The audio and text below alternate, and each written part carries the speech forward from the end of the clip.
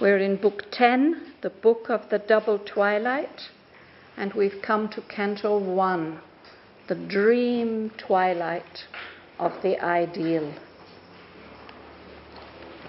But in what we were reading last time, we have not yet reached that dream twilight of the ideal.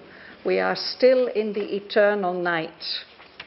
There's this terrible darkness that Savitri has been passing through. And even it is painful, it is suffering.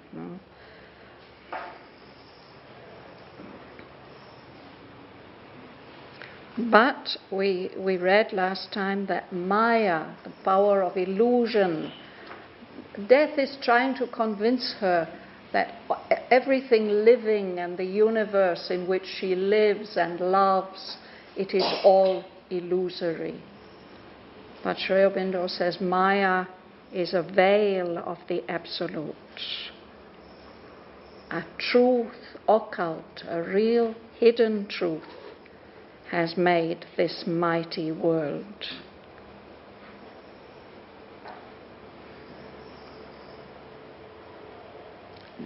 Darkness is a magic of self-hidden light.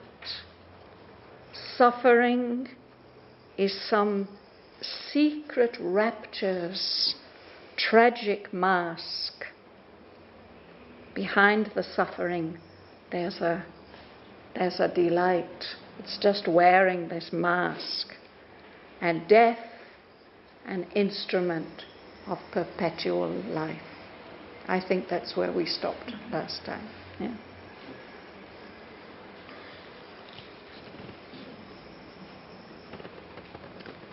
Although death walks beside us on life's road, a dim bystander at the body's start, and a last judgment on man's futile works, other is the riddle of its ambiguous face.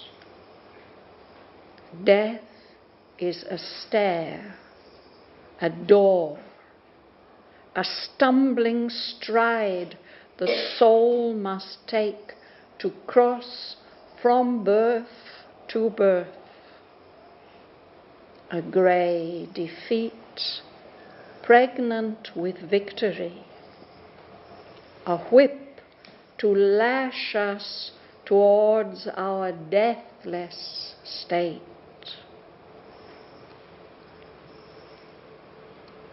The inconscient world is the spirit's self-made room. Eternal night, shadow of eternal day.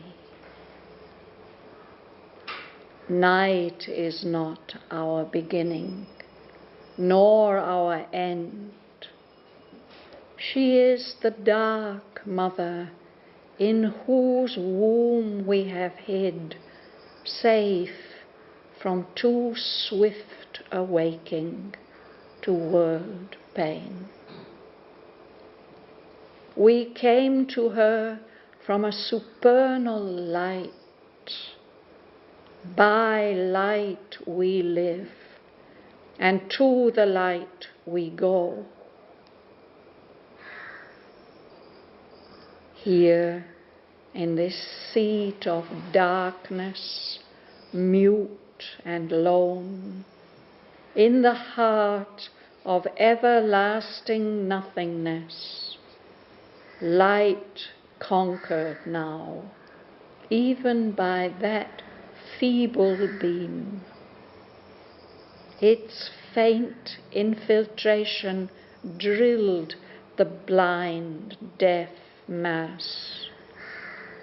Almost it changed into a glimmering sight that housed the phantom of an aureate sun, whose orb pupilled the eye of nothingness.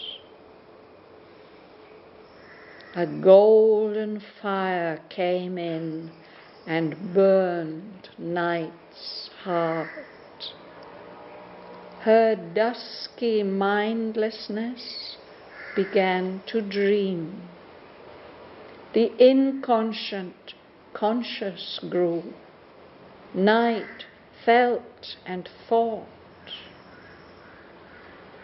Assailed in the sovereign emptiness of its reign, the intolerant darkness paled and drew apart, till only a few black remnants stained that ray. But on a failing edge of dumb lost space, still a great dragon body sullenly loomed, adversary of the slow struggling dawn, defending its ground of tortured mystery. It trailed its coils through the dead, martyred air, and curving fled down a grey slope of time.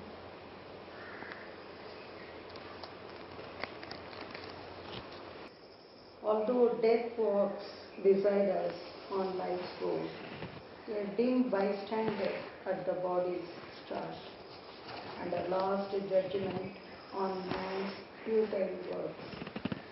Other is the riddle of its ambiguous face. Death is a stair, a door, a stumbling stride. The soul must take to cross from birth to birth, a grey defeat pregnant with victory, a whip to lash us towards our deathless state.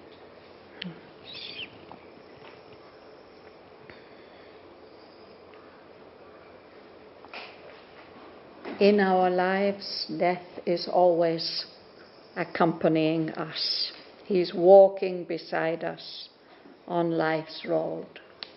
He's there when we are born, a dim bystander, somebody who's standing nearby and watching at the beginning of our life, at the body's start. And he's like a last judgment on our futile works, all the useless things we do. It's as if once we are dead and gone, what will they mean, all those things that we tried to do?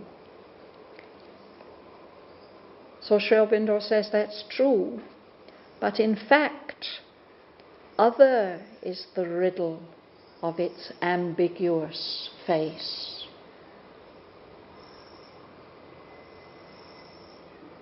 We think that the face of death is telling us something, but it's ambiguous. It's not, it could mean this or it could mean that. And perhaps it doesn't mean what we usually think that it means.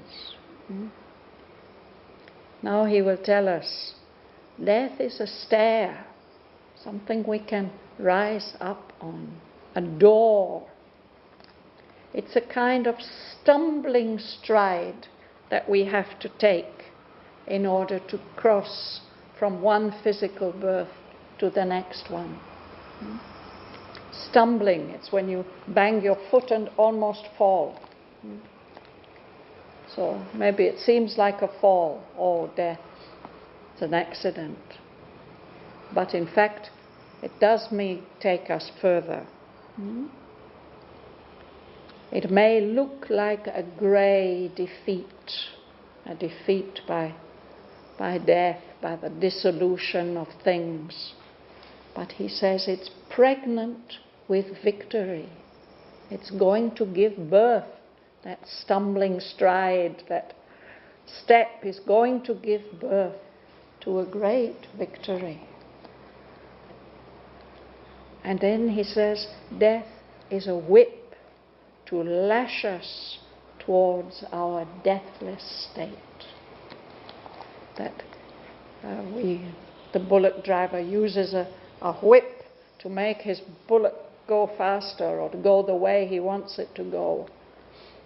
Death impels us, pushes us to look for the way to find our own immortality, our deathless state. It doesn't mean that we will always live in the same body, that the body will never die, but we must discover that part of ourselves which is free from death, which is deathless, which can pass from one birth to another birth without stumbling at all. Jana, you would read? The unconscious world is the spirit self-made room, eternal night, shadow of eternal day.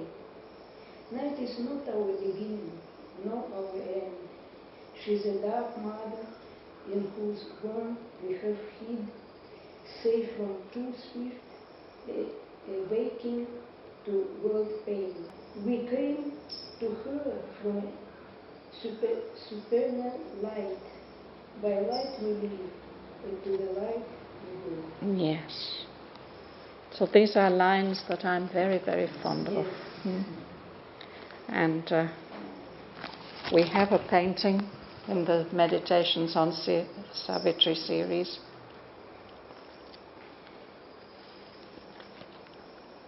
of night. Night is not our beginning nor our end. And for me this painting is special because for these paintings the mother used to make sketches for Huta. But then at a certain stage she stopped somewhere in the middle. Perhaps book 7 onwards.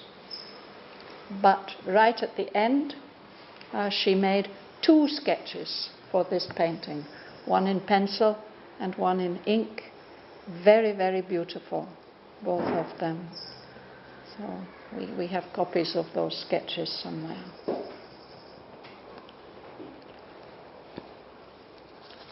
So this is Sri Aurobindo telling us, although death claims to be the creator of this inconscient world, here he tells us that this inconscient world is the spirit's self-made room.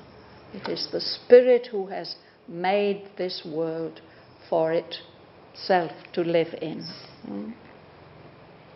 Eternal night. Savitri is experiencing eternal night. But that's just a shadow of eternal day.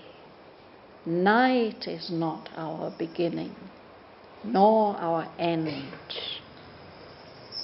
She is the dark mother in whose womb we have hid.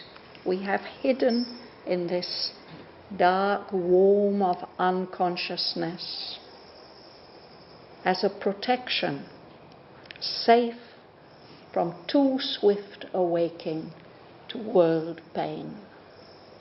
We have to pass through this phase of unconsciousness and partially growing consciousness so that our deathless state within us can become strong enough to enable us to face all the pain of the world.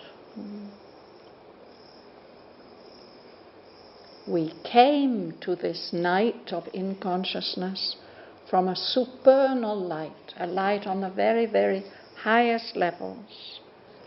By light we live, and to the light we go.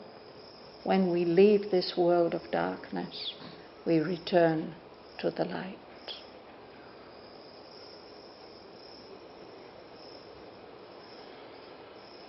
Suresh, you would read?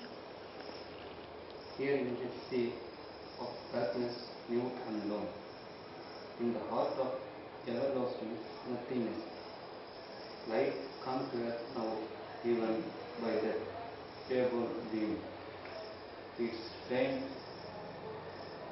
infiltration trails the deep mass.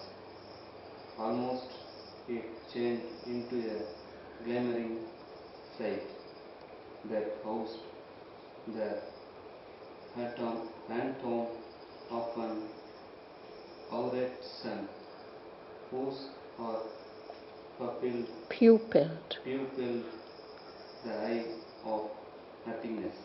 Very mysterious lines, no? Mm. But here, in that world of darkness, in this seat of darkness, mute and lone, where Savitri seemed to be all alone, in that silence, that vast silence, in the very heart of that everlasting nothingness, there's that faint light is following them. No? Light conquered there in the heart of the darkness, even by that feeble beam. It's not a very bright light, but still, even a very faint light can make you see in complete darkness. So that faint infiltration, filtering in to the darkness. It's like drilling into that blind, deaf mass of darkness and hostile silence.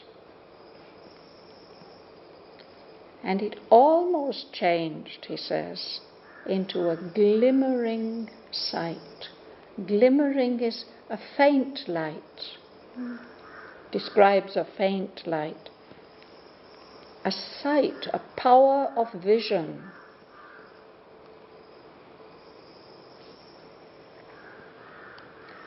Of course, from the material point of view, we experience that we see because we're surrounded by light. Light enters our eyes, it goes into our brain, we see something.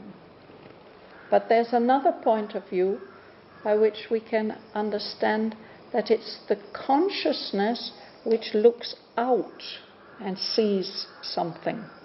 The power of vision which looks out.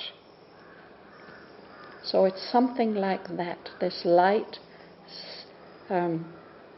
contains in it a power of vision. And within that power of vision, there's a phantom, a ghost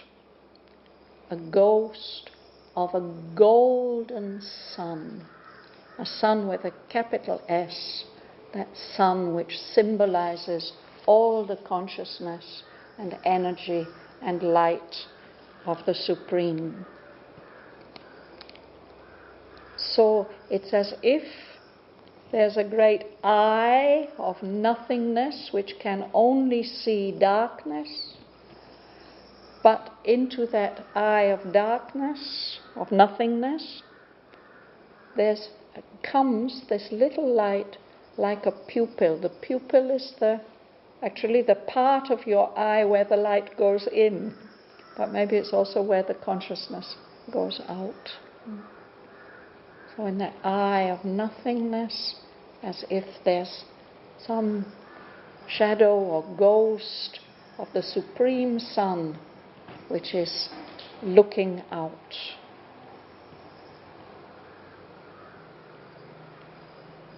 Is it clear? Infiltration, I mean, technically, physically, it means filtering something into something else, one solution into another, or into some salts. You might infiltrate water that spreads and dissolves. But it's also used in another sense. It's what spies try to do. If they are gathering intelligence for their government against the enemy, they will try to infiltrate certain groups and have an influence there.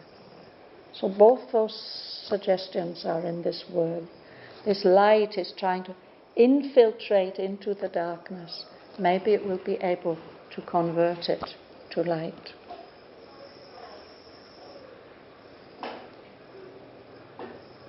Together. A golden fire came in and burned light out. The dark mindlessness began to dream. The inconscient conscious grew, light, sad, and sad. Yes.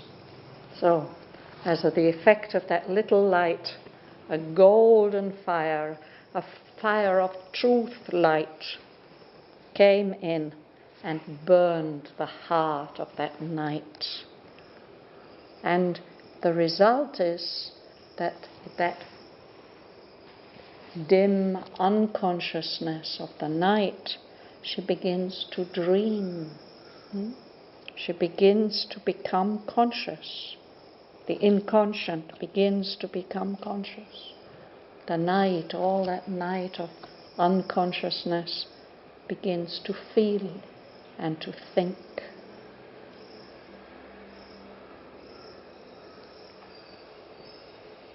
Sudha, would you read? Excuse me. Now all these things being is told by Sri Aurobindo. This is Sri Aurobindo. He's telling us how we should symbolically understand this situation that Savitri is in now. Before, she was being absolutely attacked by the darkness, no? And by the voice of death trying to convince her. But Sri Aurobindo says what death was saying is not the truth. This is the truth. Death is hiding this kind of truth. And that little light has always been with Savitri. It's growing. Now he says that light conquered. Even though it was such a feeble light, it's enough to conquer the darkness, light up the darkness, bring in a power of vision, a power that even changes the heart of the night, so that she begins to dream, to feel, to think. Consciousness comes into the inconscient. But still she was not afraid of that nothingness and everything. That's why she was passing through. Yes, yes, yes. And because of her courage and her determination and the strength of her soul, now that darkness is having to give way. And we should never believe that we are born from the night and that we will just die back into the inconscient night. We've come into this state of darkness, but we've come from the supreme, supernal light, and we are carrying it with us. And when we leave, we will go back to that light.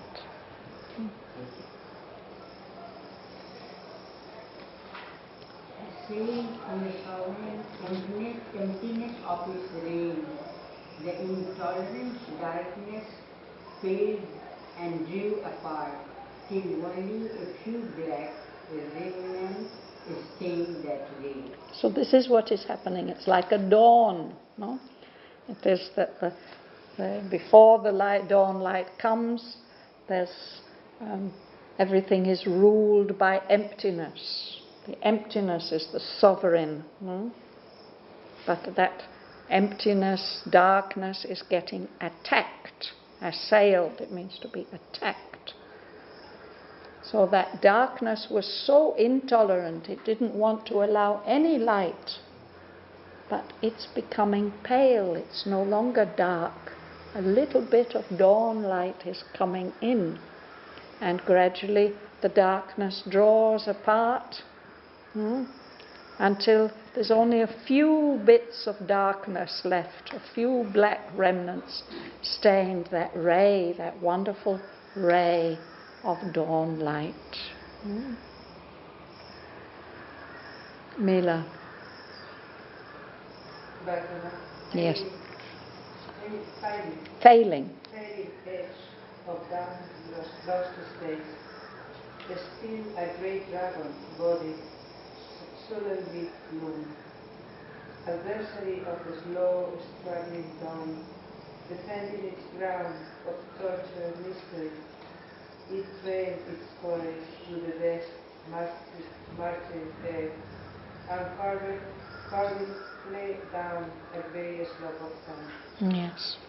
So the light has come, the dawn is beginning, but and there's only a few black remnants left, but somewhere there in the background there's this great dragon body. This is the dragon of the dark foundations described in the Veda. He's the one who's guarding all the treasures in the inconscient. He's not so easily conquered. But here he has to flee. It is the adversary, the enemy of that slow, struggling dawn. It's defending its ground, its basis of mystery, mysterious. But it's such a painful mystery, tortured mystery.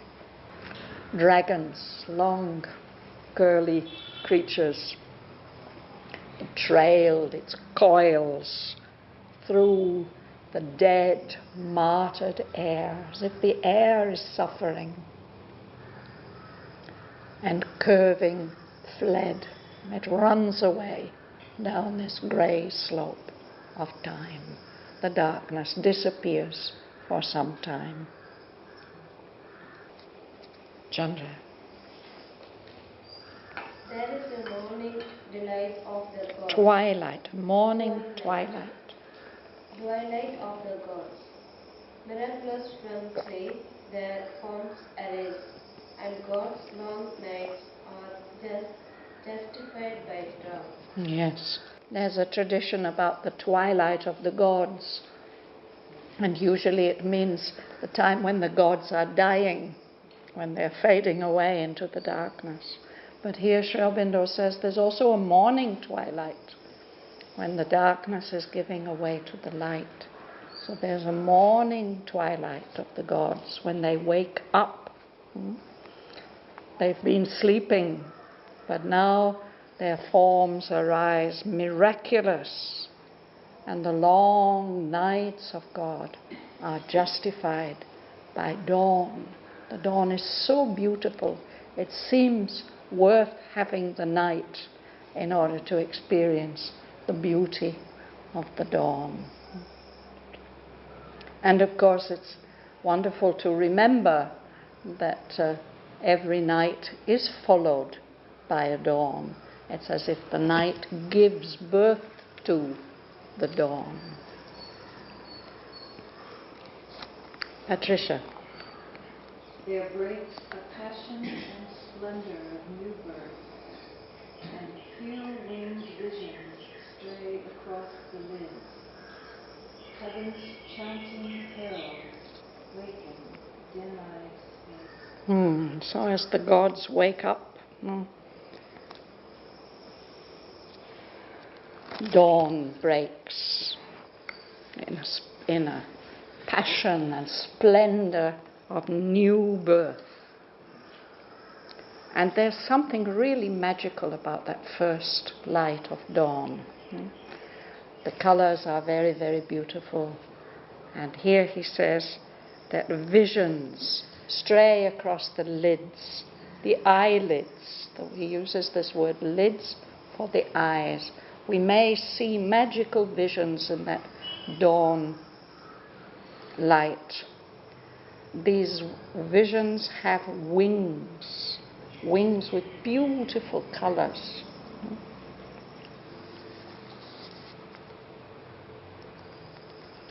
And heaven's chanting heralds waken dim-eyed space.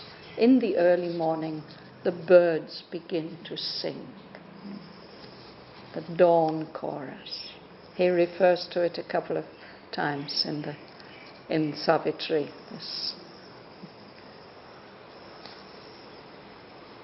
The early morning and the birds singing, welcoming the new day.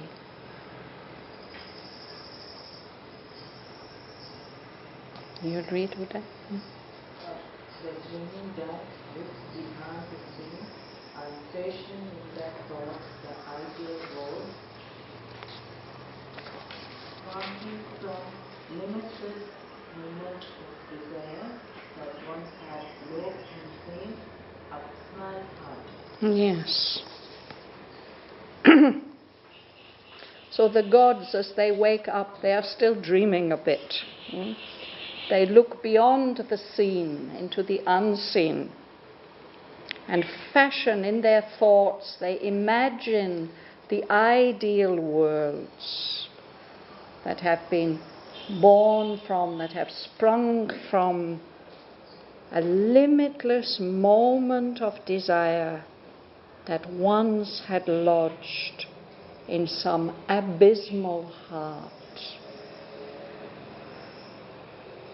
The abysm or abyss, it's the very deepest part of the ocean. And we use the word also to mean the darkness. So perhaps there was this heart of nothingness and darkness. Perhaps in the very, very core of it, there had been a moment of a desire for light or for something different. So now as the gods wake up, they give form to that, those ideal worlds that have been, they're fashioned in their thoughts, but they've sprung from a limitless moment of desire. I think it's a moment which is beyond time. That moment had once been lodged, it had been staying in some abysmal heart, in the heart of some deep darkness. But out of it, the ideal worlds can emerge. You like to read? No. Joel. Past was the heaviness of the eyeless dark, and all the sorrow of the night was death. Surprised by blind joy with groping hands, like one who waits to find his dreams were true, into a happy, misty, twilight world, where all ran after light and joy and love. She slipped. There, far off raptures drew more close, and deep anticipations of delight, forever eager to be grasped and held, were never grasped, yet breathed strange ecstasy. Yes. So all that heaviness of the eyeless, blind darkness, it has passed. All the sorrow of the night was dead. So this is Savitri's experience. She's surprised by a blind joy with groping hands. It's just feeling its way. She says it's like, Aurobindo says, the joy that she feels, that she wakes up to, it's like somebody waking up to find that the beautiful dreams he was having are really true. So she wakes up into a happy, misty twilight world.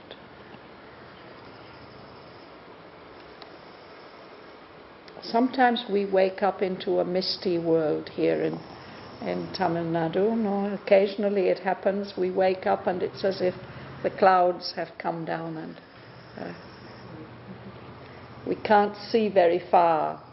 It's misty. We can't see things very, very clearly. So that is a characteristic of this dream twilight of the ideal. It is happy, but it is also misty. And it's twilight. It's between light and darkness. But it's very happy. There in that twilight world, everything is running after light and joy and love. She just slips and she finds herself in that world. It's a world where raptures, intense delights that seemed to be very, very far away, they come close. And there are deep anticipations of delight. Before the experience comes, there's a moment when you feel that it's going to come. Anticipation, you're expecting it. Perhaps we grown-up people, we don't feel that so much, but I remember when I was a child, how wonderful it was to anticipate something. Christmas is coming, or the birthday is coming, or the holidays are coming. It was as if the anticipation even was more delightful than the occasion itself. So these deep anticipations of delight, they want to be seized and held, but in that world they can't be grasped. They were never grasped. And yet that anticipation is breathing strange ecstasy, the ecstasy of anticipation.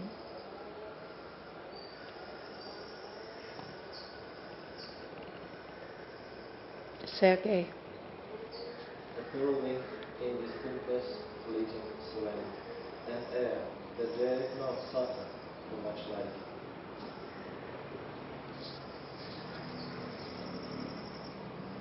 So this is this mistiness, indistinctness. We can't see clearly. But there are these lovely colors, and pearl-winged, it's shiny, like the surface of a pearl, or mother of pearl. So that vague appearances swam, fleeting away, moving away. This is an air that did not dare to allow too much light. This half-light is so beautiful. Varadarajan.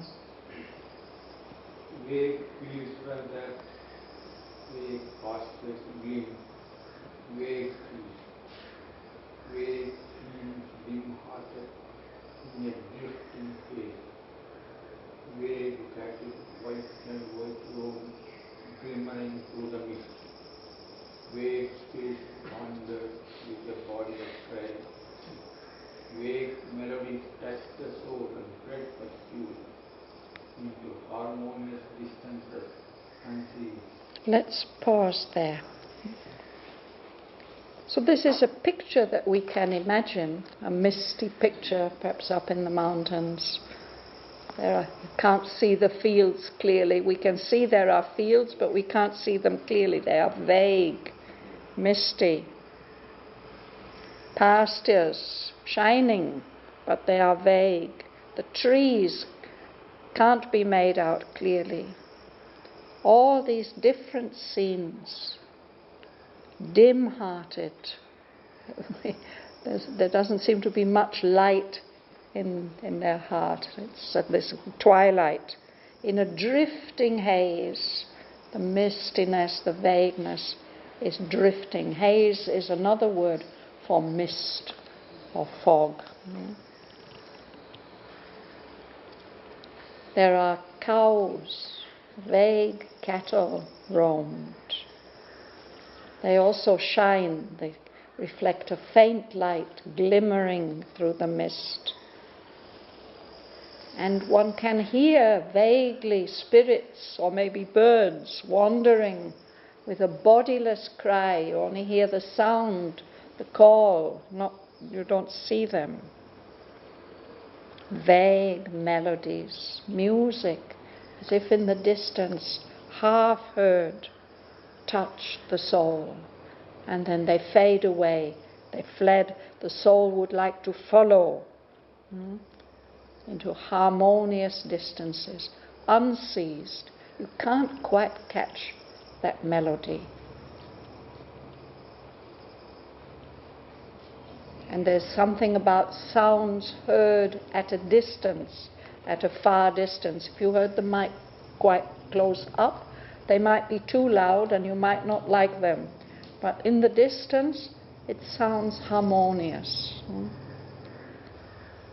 So what is all this about? We can imagine this picture, these sounds. This is about the ideal. Ideals are very, very attractive and appealing. They give us a sense of anticipation, hope. They can be so beautiful because we don't see them clearly. There's this vagueness about them.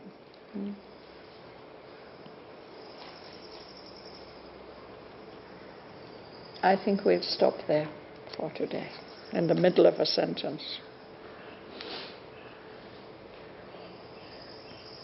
So this very, very beautiful description continues. It really seems like a wonderful world, the dream twilight of the ideal.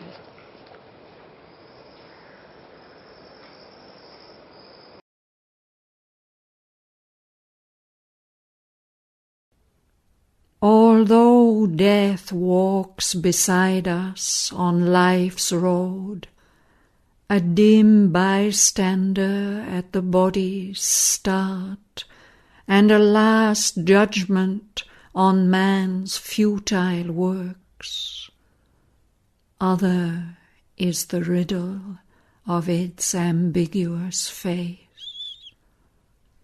Death is a stair, a door, a stumbling stride the soul must take to cross from birth to birth.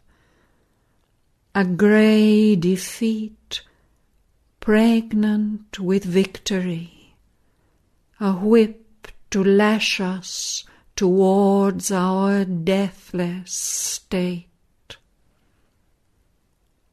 The inconscient world is the spirit's self-made room. Eternal night, shadow of eternal day. Night is not our beginning, nor our end. She is the dark mother in whose womb we have hid, safe from too swift awaking to world pain. We came to her from a supernal light. By light we live, and to the light we go.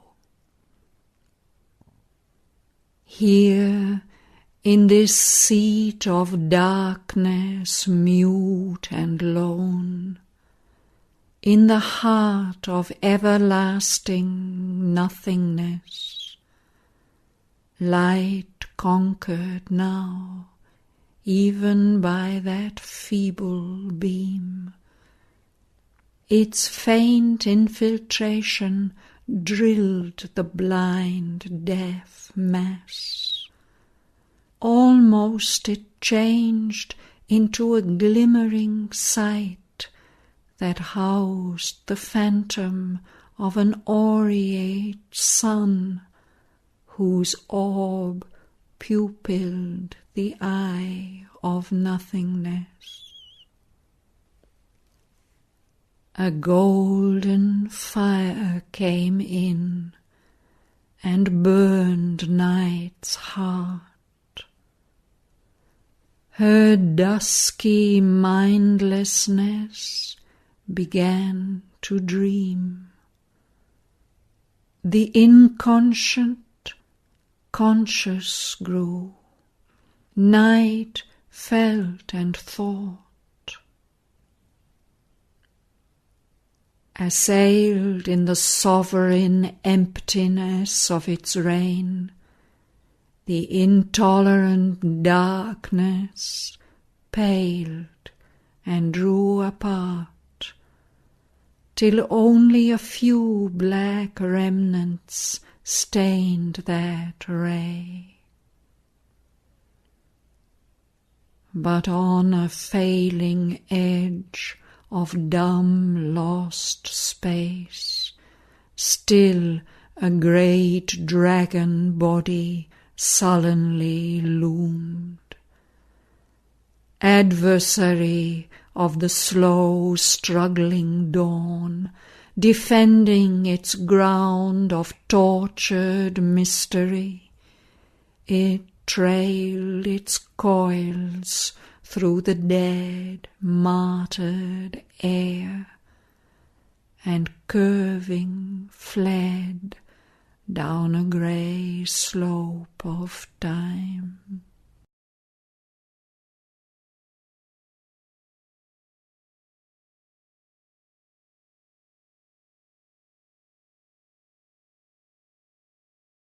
There is a morning twilight of the gods.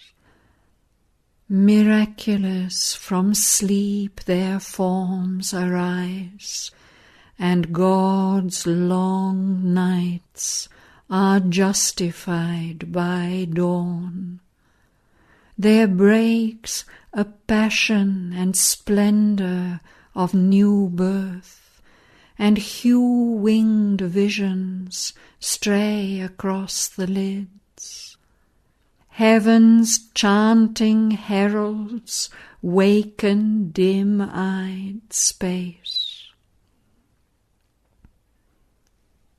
The dreaming deities look beyond the scene, and fashion in their thoughts the ideal worlds.